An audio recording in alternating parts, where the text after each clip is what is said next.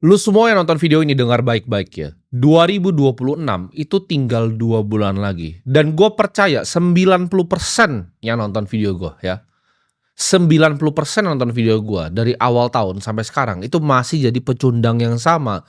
Lu mulai diri lu di 2025. Lu kebanyakan itu masih jadi pecundang yang sama ya, yang takut ngambil aksi untuk merubah diri lu. Lu habisin waktu lu ya, nonton influencer yang gak berguna, nonton entertainment yang gak penting ya. Lu baca-baca berita, lu baca berita ekonomi, lu baca ini mau begini, itu mau begitu. Cuman hidup lu gitu-gitu aja ya. Dompet lu sama-sama tipis, hidup lu sama-sama gak berguna. Tangan lu itu masih diem ya, kelakuan lu tuh gak ada ya, dan dompet lu juga jadi gak ada isinya.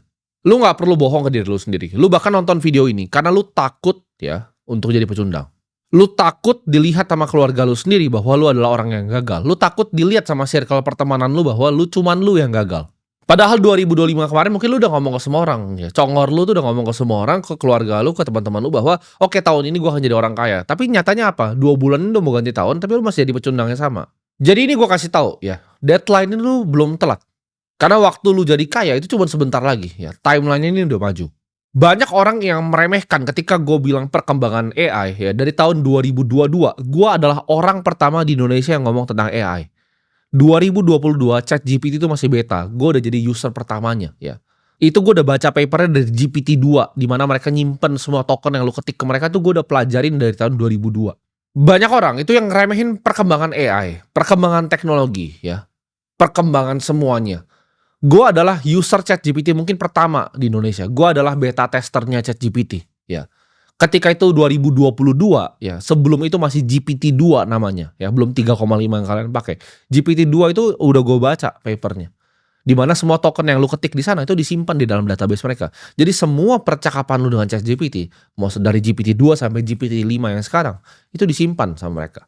Mereka mungkin banyak yang ngomong di luar ya, bahwa gue itu bikin narasi seolah-olah menakut-nakuti manusia ya.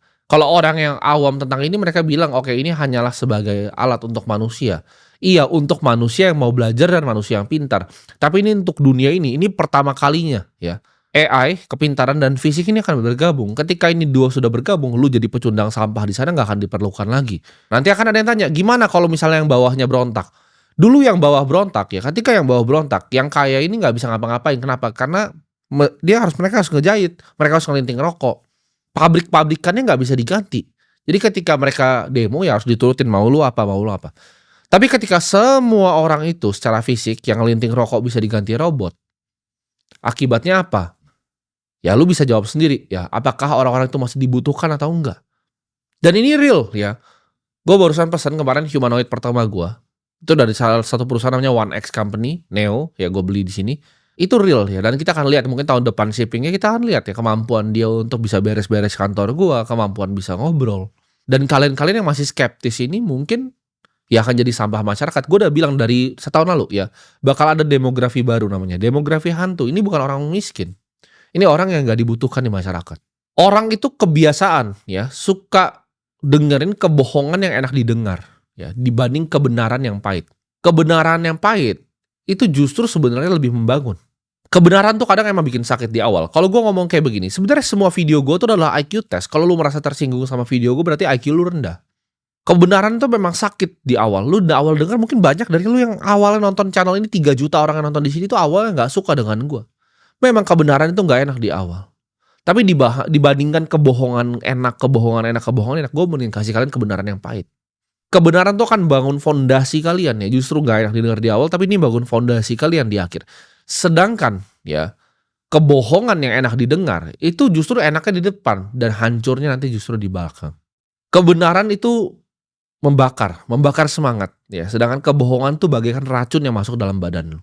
Lu kalau masih miskin, lu telan ego dan dengarkan apa yang sedang gue ajarin ke lu di sini.